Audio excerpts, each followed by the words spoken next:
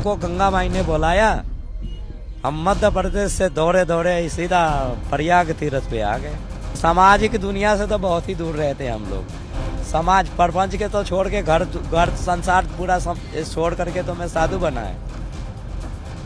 अब ये प्रपंच में ही फिर जा करके बच जाएंगे तो फिर साधु बनना मेरा क्या मतलब है। भगवान देता है आपके सामने में, देख लो बहुत से लोग हैं कोट पहन रखे हैं, सूट पहन रखा है, आप भी कोट पहन रखे हैं, लेकिन हमारे क्या है ना, महादेव ऐसी शक्ति दे देते हैं कि जो ठंडी भाग जाते हैं। अखाड़ों की शान नागा साधु होते हैं और नागा साधुओं की एक रहस्यमय और एक विचित्र दुनिया होती है। वो कुंभ के पहले कहाँ रहते हैं और कुंभ के बाद कहाँ चले जाते हैं, ये हर किसी को मालूम नहीं चलता है। हमारे साथ एक नागा साधु हैं, हम उनसे बात करेंगे। सबसे पहले गुरुजी ये बताइए कि जब आप नागा बनते हैं तो क्या कुछ रजिस्ट्रेशन होता है, किस तरीके से आप लोग नागा बनते हैं और आप लोग को दीक्षा क्या दी जाती है जब आप नागा साधु बनते हैं?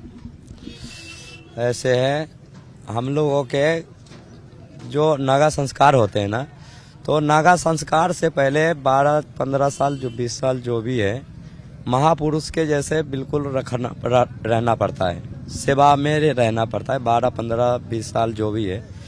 फिर जब देख लेते हैं कि जो गुरु देख लेते हैं कि जो ये शिष्य भाग नहीं सकता है, ये छोड़ के जा नहीं सकता है, तो फिर वो उनको जो असली सन्यास दीक्षा जो होता है वो दिया जाता है। और सन्यास दीक्षा के लिए हमारे अखाड़े के अंदर परंपरा है, जो भी है हमारे पंचायती हिसाब से रजिस्ट्रेशन होता है, सब होता है। जैसे कोई भी कार्य करेंगे बिना कागजी कार्रवाई के कुछ नहीं होता है। हमारे पास भी जो भी है रजिस्टर होता है, फाइल होते हैं, कौन कहाँ से आया है, कौन क्या किस पद पे बैठा है, वो सब लिखा जुखा तैयार रखा रहता है हमारे पास में। जब दीक्षा दी जाती है तो क्या कुछ होता है उस दौरान? ऐसे है ना, विजयमन संस्कार होते हैं, पिंडदान होते हैं, फिर उसके बाद में फिर हमारे आदि अपने जो अखाड़े के जो हमारे गुरु है वो सबको बीज मंत्र दान करते हैं,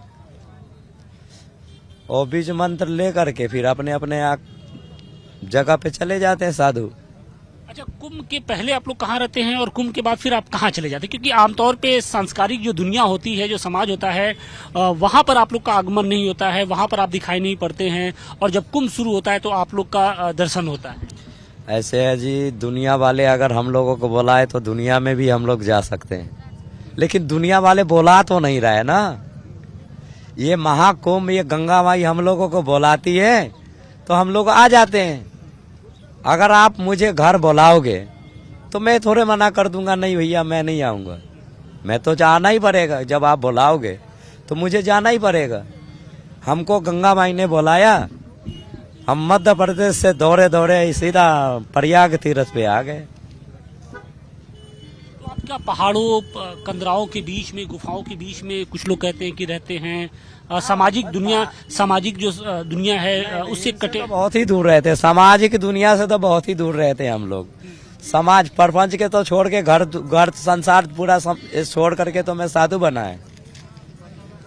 अब ये प्रपंच में ही फिर जा करके बच जाएंगे तो फिर साधु बनना मेरा क्या मतलब है, फिर कोई मतलब ही नहीं है। अच्छा, इतनी कड़ाके की ठंड में आप लोग कैसे रहते हैं? वो शक्ति कहाँ से आती है? ये किस चीज की शक्ति देता है? शक्ति हो भगवान देता है आपके सामने में, देख लो बहुत से लोग हैं कोट पहन रखे हैं, सूट पहन रखा है, आप भी कोट पहन रखे हैं, लेकिन हमारे क्या है ना, महादेव ऐसी शक्ति दे देते हैं कि जो ठंडी भाग जाते हैं।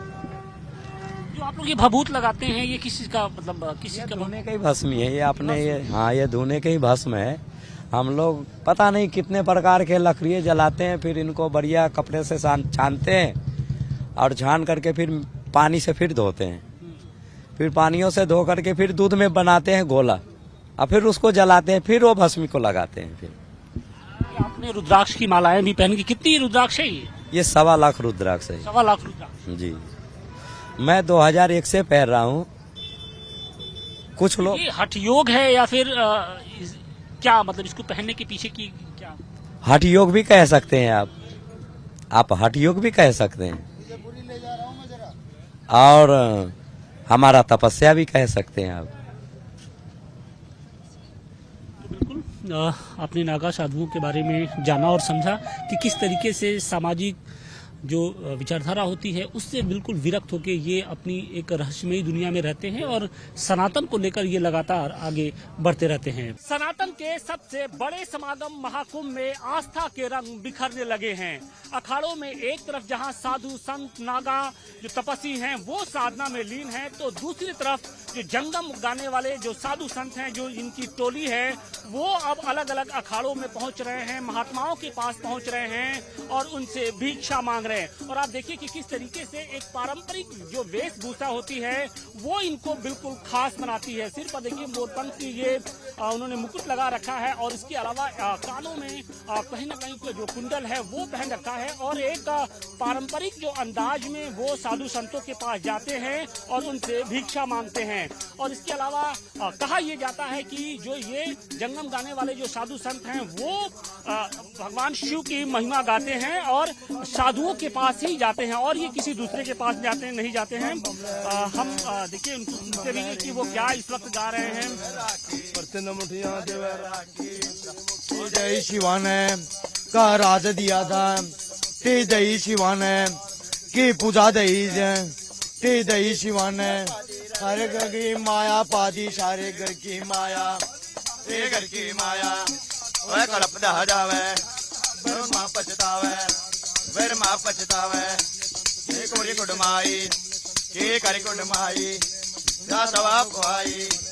और जो आध्यात्मिक रंग हैं वो अब महाकुंभ में बिखर रहे हैं और आप देखिए कि जंगम गाने वाले जो साधु संत हैं वो इस वक्त महाकुंभ क्षेत्र में पहुंचे हैं और नागा साधुओं के पास ये आ रहे हैं और इनसे भिक्षा मांग रहे हैं।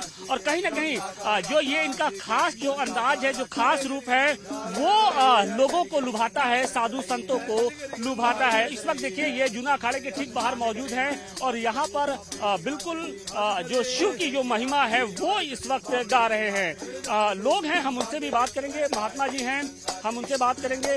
गुरु जी, ये कितनी सालों की, ये किस तरीके की परंपरा है, किस तरीके से गाते हैं? ये बता दे रहा है, बता दे, ये बताओ। गुरु जी, ये किस तरीके की परंपरा है जंगम गाने की, इसमें क्या आप लोग करते हैं?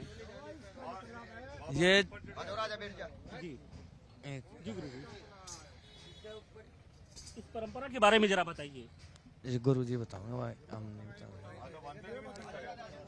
बता दे बाबा जी, दे दे एक बार इंटरव्यू दे दे